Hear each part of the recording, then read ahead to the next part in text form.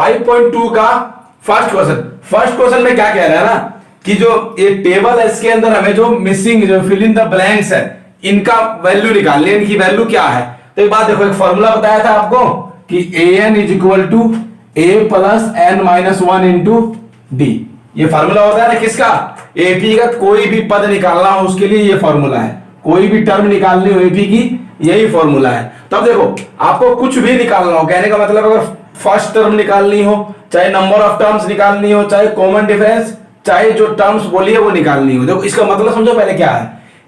ए का मतलब है फर्स्ट टर्म प्रथम पद, डी का मतलब है सार्वंतर कॉमन डिफरेंस, एन का मतलब क्या है, एन का मतलब पदों की संख्या है। लेकिन याद रहे पदों की संख्या का मतलब ये नहीं कि टोटल नंबर ऑफ टर्म्स इतने होंगे एपी में, वो ज्यादा भी हो सकते हैं। लेकिन एन का मतलब है कि जिस जो सवाल पूछ रहा है हमसे उसमें कितने पद है। कहने का मतलब मान लो अगर ऐसे बोल दे कि इस एपी का 31वां पद निकालो, find the 31st term of the AP, तो उस केस में एन का मतलब क्या है 31 है। क्यों 31वां पद बोल रहा है, तो इसका मतलब हम मानेंगे कि उस एपी में 31 पद है। ज्यादा हो सकते हैं लेकिन जब हमसे 31वां पद बोलेगा ना, वो 31st टर्म बोलेगा, तब हम एन का मान हमेशा 31 ही मानेंगे। तो वो है नंबर ऑफ टर्म्स एन। और एन तो फिर वही बात है, अगर एन 30 है तो एन का मतलब ए 30 निकालना है। एन 25 है तो एन का मतलब है कि nth टर्म्स, मतलब एन की जो वैल्यू है वो वाला पद कौन सा है। अब इस फॉर्मूले में अगर आपको तीन चीज दी हो कोई सी भी, तो एक तो निकल आती है ना। आपको पता होना चाहिए ना किसी भी फॉर्मूले में अगर एक चीज मतलब एक वैल्यू नहीं पता है हमें, एक चीज अननोन है, तो इसका मतलब वो पूरी निकल आएगी जो भी हमसे पूछा गया होगा। तो इस फॉर्मूले में यही तो यूज करना है। देखो इसमें ए दिया है, डी दिया है, एन दिया है, तो एन नहीं दिया। ऐसे ही ए दिया है, डी नहीं दिया, तो एन और एन दिया है। इसकी तीन चीजें जरूर दे रखी है, ए डी एन और एन में से तीन के मान दे रखे हैं। तो हमें क्या करना है, जो मिसिंग है उसका मान निकाल देना है इसी फॉर्मूले का यूज करके। तो पहला क्वेश्चन करते हैं जरा। तो पहले मतलब आपको दिख रहा है कि ए बराबर 7 है, डी बराबर 3, एन बराबर 8। हमसे क्या पूछा है, एन पूछा है मेरे से, तो एन निकल जाएगा। एन कैसे निकलेगा, तो एन बराबर क्या होता है, तो a plus n minus one into d, ये फॉर्मूला होता है। एन की वैल्यू निकालनी है, ठीक है। ए की वैल्यू क्या है 7 जमा एन की वैल्यू 8 माइनस 1, डी की वैल्यू 3, सबकी वैल्यू भर दी। 7 जमा 8 में से 1 गया 7 और 7 दिया 21, तो 21 7 28 आ गई। तो आपकी वैल्यू क्या है एन की 28। ऐसे ही मान लो सेकंड निकालता हूं उसका। सेकंड में क्या दे रखा है, ए दे रखा है माइनस का 18, डी निकालना है, एन क्या दे रखा है, एन दे रखा है 10, ठीक। और ए एन क्या दे रखा है, ए एन दे रखा है आपका 0। सबकी वैल्यू दे रखी है, निकाल दे जो नहीं पता। तो ए एन बराबर a plus n minus one into d. A n की वैल्यू 0, ए की वैल्यू माइनस का 18 जमा एन की वैल्यू 10 माइनस 1, डी की वैल्यू नहीं पता, हमें डी की वैल्यू निकालनी है। जिसकी वैल्यू नहीं पता उसको वैसे का वैसा लिख दिया, बाकी सबकी वैल्यू पुट कर दी।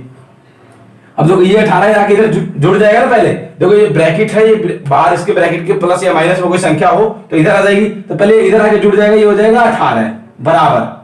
ये क्या बचा 10 में से 1 गया 9 डी, तो यहां से डी की वैल्यू क्या आई 18/2, 18/9, तो आगे वैल्यू 2 आपकी, डी की वैल्यू क्या आई 2, तो निकाल दी डी की वैल्यू। तो ऐसे यहाँ पे आपका क्या बढ़ जाएगा 28 हो जाएगा, यहाँ पे 2 हो जाएगा। तो इनमें से किसी की भी वैल्यू निकालनी है आपको सिर्फ ये वाला फॉर्मूला लगाना है और बस जिसकी वैल्यू नहीं पता उसकी वैल्यू निकल आएगी। क्या फोर्थ पार्ट और कर देता हूं। देखो फोर्थ पार्ट में क्या है, ए की वैल्यू माइनस का 18.9, ठीक है। डी की वैल्यू 2.5, एन आपको निकालना है और एन की वैल्यू क्या दे रखी है 3.6 या 3.6 दे रखी है। अब देखो क्या फार्मूला होगा, वही वाला एन बराबर a plus n minus one into d, ठीक है। एन की वैल्यू 3.6 बराबर माइनस का 18.9, अच्छा। इधर n minus one into d की वैल्यू क्या दे रखी है आपको 2.5, हो गया। पहले ये इधर आ जाएगा तो 3.6 में जुड़ जाएगा 18.9, जुड़ गया, बराबर एन माइनस वन इंटू 2.5। अब देखो आप चाहो तो इसको अंदर गुणा कर दो या गुणा मत करो, इसको डायरेक्ट भी इधर ला सकते हैं, आपकी मर्जी है। कैलकुलेशन आप कैसे भी कर सकते हैं। इसको आगे सोल्व करता हूं इधर, तो देखो जरा क्या होगा। ये दोनों जुड़ जाएंगे तो 9 6 15 हासिल 1, ठीक है, और 3 और 8 11, 1 12 का 2 हासिल 1 और 1 2, तो क्या हो जाएगा आपका, ये हो जाएगा आपका 22.5, और देखो बटे में आ जाएगा ना 2.5, तो इसको मैं इधर ले आया बटे में, बराबर n-1। तो मैं वही कह रहा हूं, या तो आप इसके अंदर गुणा कर दो फिर सोल्व करो, या सीधे इसको इधर ले आओ बटे में। तब देखो डेसिमल से डेसिमल गई, 25 किसी पे जाएगा, तो ये जाता है आपका 25 गुणा 9, तो 25 निमा 225, तो n की वैल्यू क्या आ गई, 9 जमा 1 10 आ गई n की वैल्यू, समझ में आई ना, n की वैल्यू एक इधर आके जुड़ जाएगी, तो n की वैल्यू आ गई आपके 10। तो देखो कोई भी चीज आपको इन तीनों में से एक चीज मिसिंग है तो आप आराम से निकाल देंगे इसी फॉर्मूले का यूज करके। सेकंड क्वेश्चन, इसमें क्या कह रहा है कि ऑप्शन सेलेक्ट करना है, ऑप्शन दिए हुए हैं कौन सा सही है। क्वेश्चन क्या है फर्स्ट पार्ट में कि 30th term of the AP 1074, इस एपी का 30th टर्म मतलब एपी 10/7/4 का 30वां पद। तो देखो सिंपल सी बात समझो कि अगर 30वां पद है तो दो तरीके निकालने के, या तो आप सीधे 30वां पद का मतलब क्या होता है a + 29d, या फिर वो फॉर्मूला लगाओ, बात दोनों में एक ही है लेकिन आप फॉर्मूला लगाएं ज्यादा बढ़िया है an वाला। मैंने आपको बताया अभी कि जब भी लिखा आएगा ना 30वां पद, 32वां पद, 22वां पद, 11वां पद, मतलब कोई भी टर्म पूछेगा 11th 12th 19th 54th, तो आप क्या करेंगे, जो ये बोल रखा ना 30th टर्म, इसका मतलब ये है कि n की वैल्यू 30 है, याद रहे n की वैल्यू 30 है, हमें an निकालना है, और AP दी हुई है तो a और d तो होगी। देखो अगर AP आपको दे रखी है तो AP में a और d तो आप आराम से देख लेंगे, पहले वाला a, इसमें से a घटा के d आ जाएगा। बात है n और an में से क्या दिया है ये देखना, तो जब भी 30th टर्म लिखा होगा तो आप क्या बोलेंगे, हमेशा उसको n मानेंगे 30 को, ठीक। तो इसका मतलब क्या है कि a बराबर क्या है इसमें 10, d बराबर 7 में से 10 घटेगा। देखो d कैसे निकलता है, d निकलता है a2 में से a1 घटा के, या फिर a3 में से a2 घटा के, वो आपकी मर्जी है, कुछ भी निकाल सकते हैं। तो a2 में से a1 घटा दिया मैंने, दो लगातार पदों का अंतर होता है, तो a2 है आपका 7 - 10 बराबर माइनस का 3 है d, a पता है d पता है, n क्या है, तो n अभी बताया मैंने 30 हो जाएगा। जब भी लिखा होगा 30वां पद 22वां पद तो हमेशा n 30 होगा। हमें निकालना है इसका मतलब क्या, देखो अगर तीन चीज हमें देखिए a d और n, तो इसका मतलब क्या an ही तो पूछेगा मेरे से, और 30वां पद का मतलब यही है कि an का मतलब क्या है कि n वाला, जो n की वैल्यू है वो वाला पद कौन सा है, तो मतलब आप निकाल दोगे। अब an बराबर क्या होता है a + n-1 into d, an मतलब a 30, देखो an का मतलब ही है कि a 30, 30वां पद, a की वैल्यू क्या है 10 जमा n की वैल्यू 30 -1, d की वैल्यू -3, तो देखो 10 जमा 30 में से 1 गया 29, 29 गुणा -3 से करो, देखो ऐसे पूरा 29 गुणा -3 से होगी, तो 10 जमा 29 दिया 87 हो जाएगा माइनस का, तो देखो 10 - 87 क्या होता है -77, तो -77 इसका आंसर है। तो कौन सा ऑप्शन करेक्ट है, तो -77 आपके सी ऑप्शन में दिया है, तो आप लिख देंगे सी ऑप्शन इज करेक्ट, सी विकल्प सही है। तो बस विकल्प मतलब ऑप्शन सिलेक्ट करना था कौन सा सही है, तो सोल्व तो करना पड़ेगा ना आपको। इसका जो सेकंड पार्ट क्या है, सेकंड पार्ट में भी सेम स्टेटमेंट दे रखी है, क्या एपी दे रखी है, उसका 11वां पद है पूछा है, 11th टर्म पूछा है, तो बात तो वही है 30वां पद पूछा चाहे 11वां पद पूछा, कोई भी पद पूछे आपसे, हमें क्या करना है बस an वाला फॉर्मूला लगा देना है। एपी क्या दे रखा है हमको, देखो एपी ये दे रखी है -3 -1/2 2, और ये एपी आपकी, इसका बोला है में से 11वां पद निकालो 11th टर्म, तो 11th टर्म का मतलब कि n की वैल्यू 11 है और an निकालना है हमको, तो a क्या है आपका -3, पहले d निकालिए, d कैसे निकलता है a2 में से a1 घटाकर, तो -1/2 में से घटेगा क्या -3, तो इसका मतलब +3 हो जाएगा। ये बात समझ में आती है ना, इसमें से ये घटाएंगे तो -1/2 में से अगर -3 घटाएंगे तो प्लस हो जाएगा ना, तो घटाना भी है और घटाना भी क्या है दो बार माइनस आ जाएगा तो प्लस हो जाएगा आपका, बराबर जोड़ो जरा 2 LCM, यह आया -1 जमा 6, -1 जमा 6, 6 में से 1 गया 5/2 आ गया आपके d की वैल्यू, n की वैल्यू क्या है, तो 11वां पद बोला है तो n की वैल्यू 11 हो जाएगी, और an की वैल्यू निकालनी है, तो an बराबर क्या होता है a + n-1 into d, an मतलब a 11 निकालना है, a की वैल्यू आपको पता है -3, n की वैल्यू 11 माइनस 1, d की वैल्यू 5/2, सोल्व करो। 11 में से 1 गया, 10 गुना 5/2, तो देखो 2 पंजे 10, 5 पचे 25, तो -3 जमा 25, तो क्या आ गया आंसर? 22 आ गया। तो 22 कौन सा ऑप्शन है? तो 22 ऑप्शन है आपका बी ऑप्शन। तो आप लिख देंगे B option is correct, B option is correct, B विकल्प सही है। तो बस वही आपको जो सा भी पद बोले आप इसी फॉर्मूले से निकाल देंगे सभी को। तीसरे क्वेश्चन में क्या दिया? तीसरे में लिखा है कि जो बॉक्स में मिसिंग टर्म्स है ना, जो बक्से में संख्या है उसे ज्ञात करना है। पहले क्वेश्चन में क्या दिया हुआ है?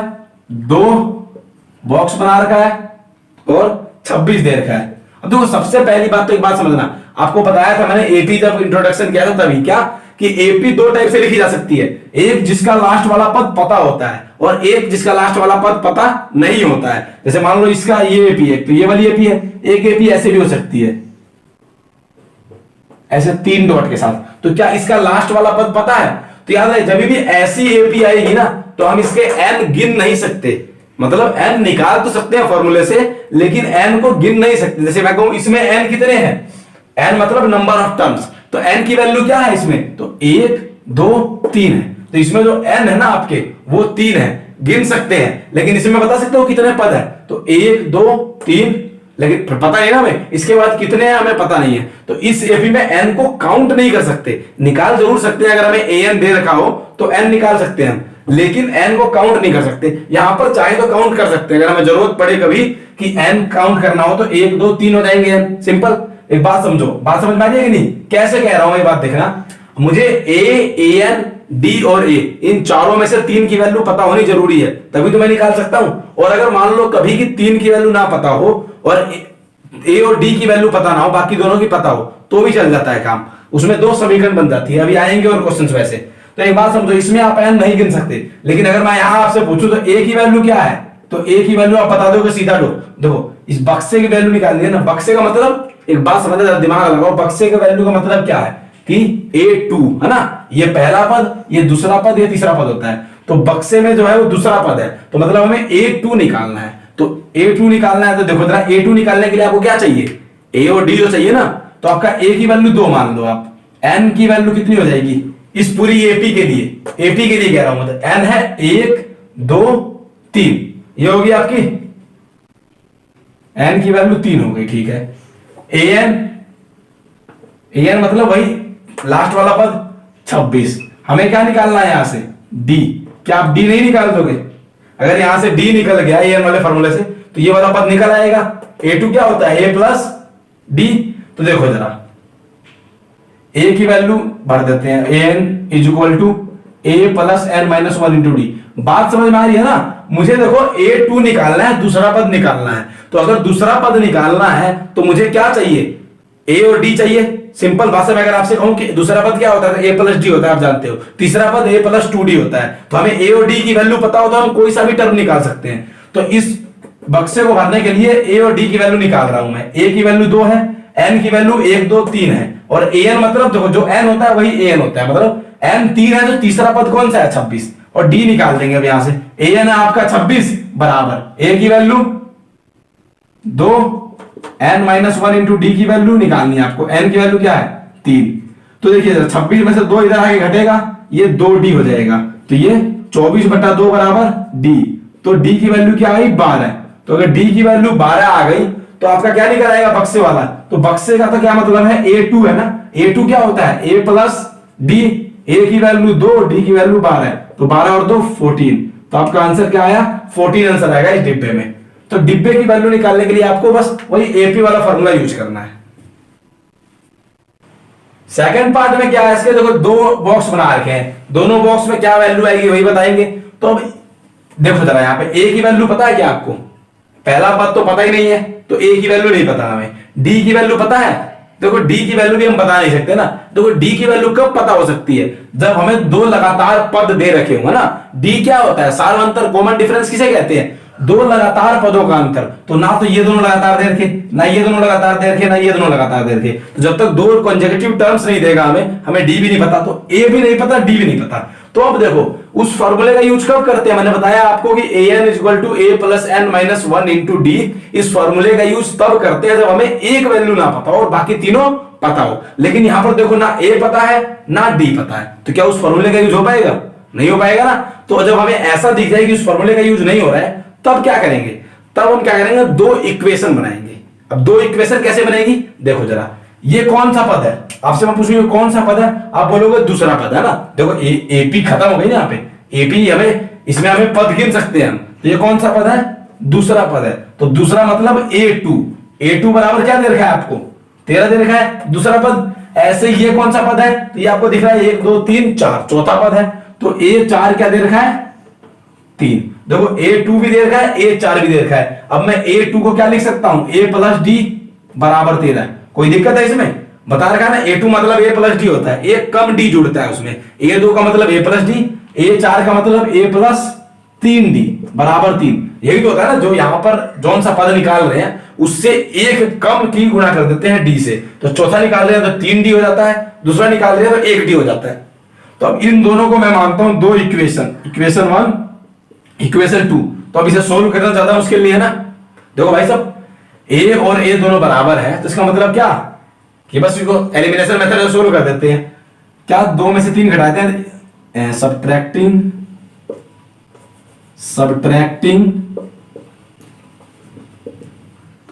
2 फ्रॉम 1, मतलब 2 में से, एक में से 2 घटाने पर। तो 1 में से 2 घटाओ तो a प्लस डी बराबर 13, a प्लस 3d बराबर 3। तो जरा घटाएंगे तो ये क्या होगा? ये घट जाएगा। 1d में से 3d गया तो माइनस का 2d बराबर 10। तो d की वैल्यू क्या आएगी? 10 बटे -2। तो आपके d की वैल्यू आ गई -5। अब देखो d की वैल्यू -5 आ गई, तो d की वैल्यू जब आ गई तो इसमें भरेंगे तो a की भी आ जाएगी। कैसे निकालते हैं यहां से? अगर मान लो ये एक्स वाई वाली हमने कितने सारे क्वेश्चन सोल्व किए ना, वेरिएबल थर्ड चैप्टर में यही तो था कि 2 वेरिएबल वाली इक्वेशन है आपकी, तो उसकी आपको वैल्यू निकालनी थी। कैसे निकलती थी? ऐसे ही पहले एक की वैल्यू निकाली, फिर दूसरे वाले पुट कर देंगे इसमें, तो दूसरे वाली आ जाएगी। तो डी की वैल्यू इसमें पुट कर देंगे। तो क्या लिखेंगे? पुटिंग लिखेंगे ना यहां कि पुटिंग वैल्यू ऑफ d इन 1, इसमें d की वैल्यू भर देता हूं। तो a ऐसे क्या ऐसे, d की जगह -5 बराबर 13। तो a की वैल्यू क्या आ जाएगी? 18। कोई दिक्कत? तो a की वैल्यू 18 आ गई, d की वैल्यू -5 आ गई। तो जब a और d की वैल्यू मेरे पास पता है, फिर तो मैं कोई सा भी पद बता सकता हूं ना। पहले कौन सा? देखो a की वैल्यू 18 है, मतलब ये तो डायरेक्ट निकल गई 18। यहां क्या है? ये तीसरा पद है, तो तीसरा पद कैसे निकलता है? a3 बराबर होता है a प्लस 2d। a की वैल्यू 18 जमा 2 गुणा d की वैल्यू -5। तो 18 माइनस का 10 बराबर 8। तो ये आपका 8 हो गया, ये 18 हो गया। तो बात समझ में? दो तरह के क्वेश्चन हो सकते हैं, या तो आप उसमें an वाला फॉर्मूला लगा के निकलेगा आपका, या फिर अगर दो इक्वेशन बन रही है, दो इक्वेशन बना के सोल्व करेंगे। कब करेंगे? तो अगर an वाले फॉर्मूले में से 3 वैल्यू हमें पता है, एक वैल्यू नहीं पता, तो हम तो वही वाला फॉर्मूला लगा देंगे। लेकिन अगर 2 वैल्यू नहीं पता, जैसे कि यहां पर था, हमें ना a पता था ना d पता था, तो a और d अगर दोनों ही नहीं पता है तो आप 2 इक्वेशन बनाएंगे। 2 इक्वेशन कैसे बनेगी? जौन जौन से टर्म दे रखे हैं, देखो एक तो a2 दे रखा है आपको और a4 दे रखा है, तो a2 और a4 को आप क्या लिख सकते हैं? a जमा d और a जमा 3d। तो यहां से आपकी 2 इक्वेशन बन जाएगी। इक्वेशन बन के सोल्व करके आपका a और d की वैल्यू आ जाएगी। देखो a और d की वैल्यू आ गई, फिर कोई सा भी टर्म आप बता सकते हो एपी का। थर्ड पार्ट में 5, फिर ये 2 बॉक्स दे रखे हैं, फिर 9n1/2। तो पहले इसको आप सोल्व कर दोगे सही। 9 दूनी 18 है, 19/2 लिख दोगे, ठीक? 19/2 हो गया। अब देखो आपको इस इक्वेशन में क्या दिया है? a की वैल्यू दे रखी है। देखो सिंपल, देखो a की वैल्यू पता है आपको, d की नहीं पता। देखो d की कब पता होती है? जब 2 लगातार पद दे रखे हो, कोई से 2 लगातार नहीं दिए। तो चलो d की नहीं पता, लेकिन n पता है ना आपको, 1 2 3 4, an पता है लास्ट वाला ये।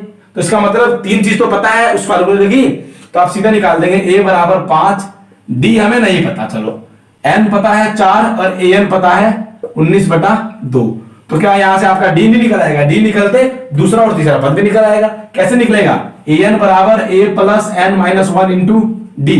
an की वैल्यू क्या है? 19/2। a की वैल्यू 5, n -1, तो n की वैल्यू क्या है? 4 -1 इंटू d। d तो आपको निकालना है, तो देखो जरा, ये 19/2 में 5 इधर आके घट जाएगा, 5 घटा दिया, बराबर 4 में से 1 गया 3, देखो घटाओगे तो क्या आएगा, 2 पंजे 10, तो 19 में से 10 गया, 9/2 आ जाएगा, ठीक, बराबर 3D। अब डी की वैल्यू निकालोगे तो 9/2 है ही, ये 3 इधर नीचे आ जाएगा, तो 3 3 9, डी की वैल्यू क्या आ गई, 3/2, डी की वैल्यू आई आपके 3/2, तो डी की वैल्यू आ गई। अब वो क्या निकालना है, दूसरा और तीसरा पद है ना बॉक्स का मतलब, तो इस बॉक्स का मतलब क्या है, दूसरा पद, तो A2 क्या होता है, A प्लस डी, A2 का मतलब होता है A प्लस डी, A की वैल्यू क्या है 5, D की वैल्यू 3/2, तो देख लो जोड़ लो, 2 पंजे 10 3, 13/2 हो गया। ऐसे ही आपका A3 निकालना है, तो A3 क्या होता है, A प्लस 2D, A की वैल्यू आपको पता है 5, जमा 2 गुना D की वैल्यू क्या है 3/2, 2 से 2 कटेगा 5 3 8, तो ये आपका 13/2 आया, ये 8 आ गया। तो बस वही फॉर्मूला है। फोर्थ और फिफ्थ पार्ट में क्या है, देखो ये भी वैसा ही है, कराऊंगा इसलिए बता देता हूं। देखो आपको इसमें A पता है, ठीक है, D नहीं पता क्योंकि 2 लगातार पद नहीं दिए, लेकिन क्या N पता है, तो देखो 1 2 3 4 5, N की वैल्यू भी पता है 5, A की वैल्यू -4, ठीक, और AN क्या होता है, लास्ट वाला ही होता है, तो AN भी पता है।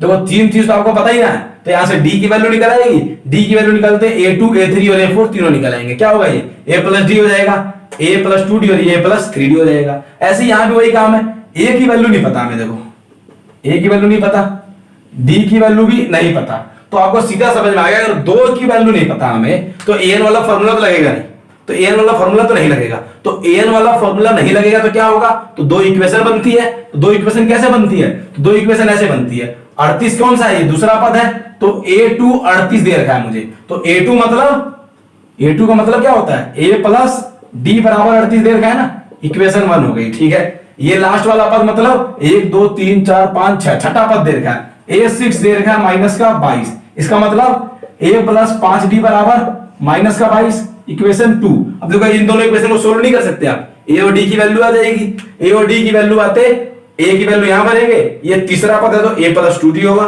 ये चौथा पद है A प्लस 3D होगा, ये पांचवा पद है A प्लस 4D होगा, तो बस A और D की वैल्यू आ जाए, आपको कोई भी पद आप निकाल सकते हो।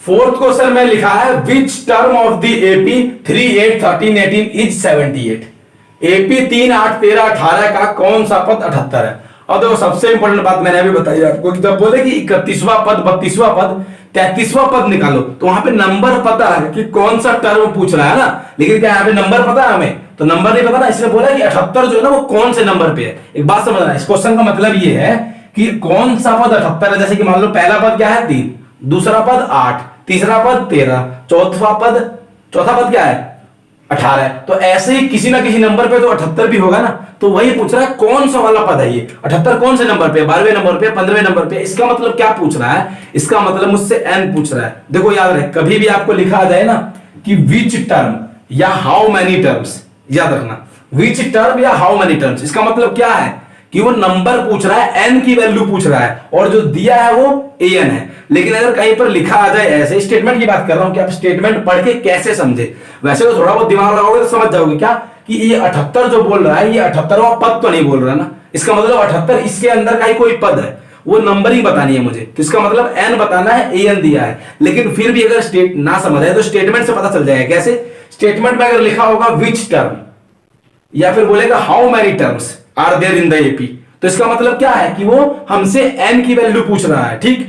और अगर बोल देगा कि 31st टर्म 52nd टर्म, इसका मतलब क्या 52वां पद 31वां पद, इसका मतलब क्या कि वो मुझसे an की वैल्यू पूछ रहा है। याद रखना, अगर ऐसे लिखा है तो n की वैल्यू पूछ रहा है, 32वां 33वां 34वां 31st 32 32nd या 52nd लिखा है तो हमसे an की वैल्यू पूछ रहा है। अब सिंपल सी बात है, अगर an की वैल्यू पूछ रहा है तो जो दी गई होगी वो n होगा, और अगर n की वैल्यू पूछ रहा है तो दिया हुआ टर्म an होगा, ये आप देख सकते हो। और वैसे भी AP में भी पता चल जाता है आपको। देखो बोला कौन सा पद 78, मतलब 78 आपका an है, हमें n की वैल्यू निकालनी है। तो A और D में तो कोई कंफ्यूजन नहीं है, अगर AP दे रखा है तो A और D तो दिया ही होता है, साफ साफ पहला पद A होता है और घटा दिया तो D निकल आता है। दिक्कत यह है कि n दिया है an दिया है, ये समझना। तो आपको अभी मैंने बताया सिंपल सा हिंट कि कहीं भी विच लिखा है या हाउ मैनी लिखा है, हाउ मैनी टर्म्स लिख दे, इसका मतलब क्या है कि हमें क्या निकालना है, हमें निकालना क्या है ना एन की वैल्यू निकालनी है। जब हमें एन की वैल्यू निकालनी है तो जाहिर सी बात है दिया क्या हुआ होगा, एन दिया होगा ना, जो दिया एपी के अलावा कुछ दिया होगा वो क्या होगा, एन होगा, तभी तो एन की वैल्यू पूछ रहा है। एन की वैल्यू देखो तो एन की वैल्यू पूछेगा नहीं। और अगर मान लो ऐसे लिखा हो कि 32nd टर्म 41st टर्म, तो इसका मतलब क्या कि हमसे एन की वैल्यू पूछ रहा है, बस सिंपल सी बात है। तो आपको यहां दिख गया कि हमसे पूछ रहा है क्या, एन की वैल्यू पूछ रहा है, तो निकाल देंगे। ए की वैल्यू क्या है 3, डी की वैल्यू 8 में से 3 घट जाएगा 5। सिंपल सी बात है, कैसे निकलती है डी की वैल्यू, दूसरे में से पहला पद घटा दिया। उसके बाद हमें क्या दिया है, तो हमें दिया है एन तो निकालना है। एन की वैल्यू क्या दे रखी है 78, यह वैल्यू क्या है 78 एन की वैल्यू है। एन बराबर निकालना है तो एन बराबर का फॉर्मूला लगा देंगे, a plus n minus 1 into d. N दे रखा है 78 बराबर ए क्या दे रखा है 3। एन की वैल्यू तो निकालनी है, डी की वैल्यू क्या दे रखी है 5। ये 3 इधर घटेगा 75 हो जाएगा, एन माइनस 1 इंटू 5, तो 75 के बटे में आ जाएगा 5 बराबर एन माइनस 1। मैं कह रहा हूं कि इसको आप अंदर गुना करके करोगे तो भी वही आंसर आएगा कि 5 एन माइनस 5 कर दो, फिर 5 इधर लाओ, फिर 5 से भाग करो, आपकी मर्जी है, वैसे भी यही आएगा। तो 5 से काटेंगे 15, तो एन की वैल्यू क्या आ गई 15 जमा 1 एन, तो एन बराबर आ गया 16। तो एन 16 आएगा तो क्या लिख देंगे कि 16th, यही बोला ना कौन सा टर्म 78 है, तो आप लिख दोगे 16th term of the AP is 78, मतलब एपी का 16वां पद 78 है, बस खत्म। तो समझ में आई नहीं बात, क्या कि उसने बोला कौन सा पद 78 है, इसका मतलब 16वां पद 78 है। हमें नंबरिंग बतानी थी कौन से नंबर पे है वो पद, तो 16वें नंबर पे है ये पद इस एपी में 78। 5वें क्वेश्चन में लिखा है find the number of terms in each of the following APs. तो सिंपल है, नंबर ऑफ टर्म्स का मतलब क्या, एन होता है, नंबर ऑफ टर्म्स मतलब एन। निम्नलिखित समांतर श्रेणियों में प्रत्येक श्रेणी में कितने पद है, तो ये कितने पद का मतलब क्या होता है, पदों की संख्या मतलब एन होती है, तो हमें एन की वैल्यू निकालनी है। वैसे दिख रहा है आपको ए दिया हुआ है, डी दिया हुआ है, और लास्ट वाला पद मतलब ए एन भी दिया हुआ है, ठीक।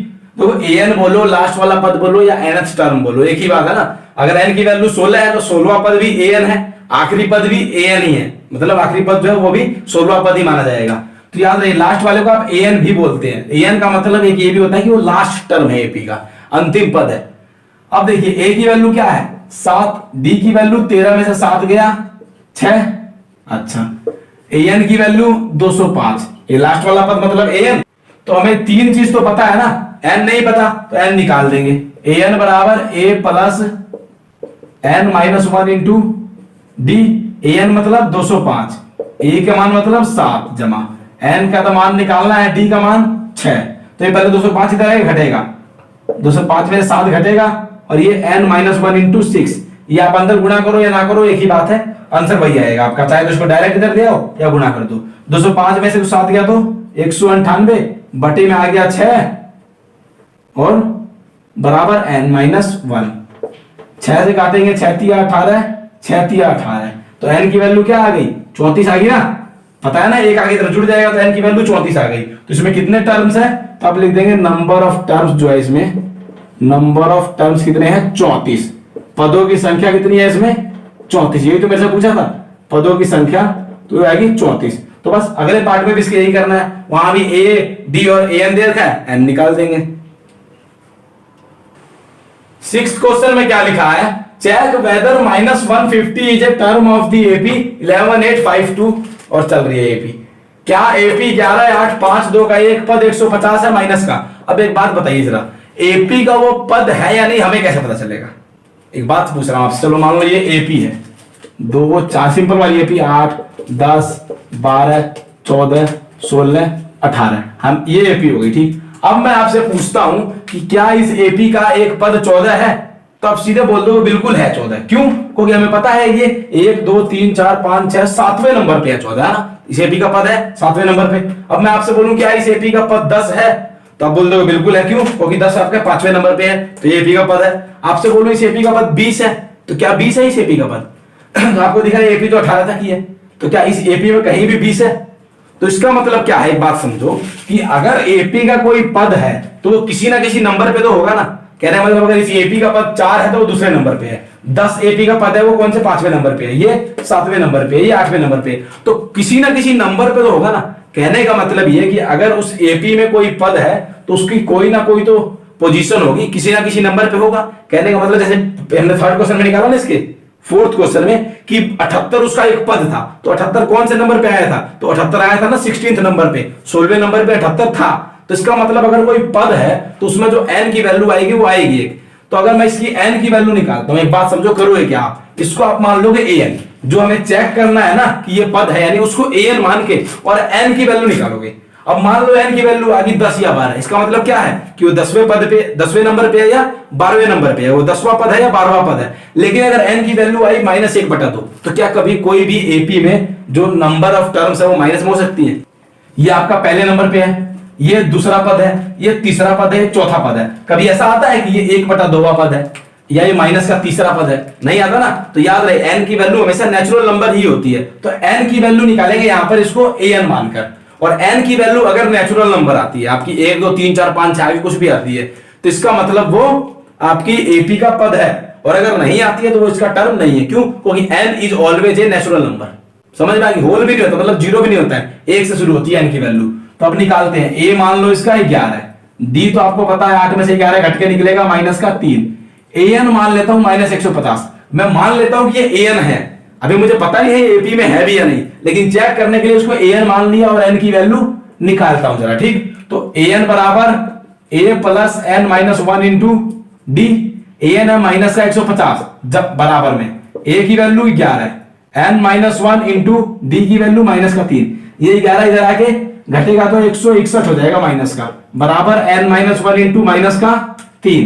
ये -161 के बटे में आएगा -3 बराबर n -1। इसको आप भाग करोगे पहले तो ये प्लस हो जाएगा, 3 5 15, ठीक, 1 3 3 9 पॉइंट, 2 बचा, 3 6 18, 13.6। यहीं पे हमारी बात आगी खत्म।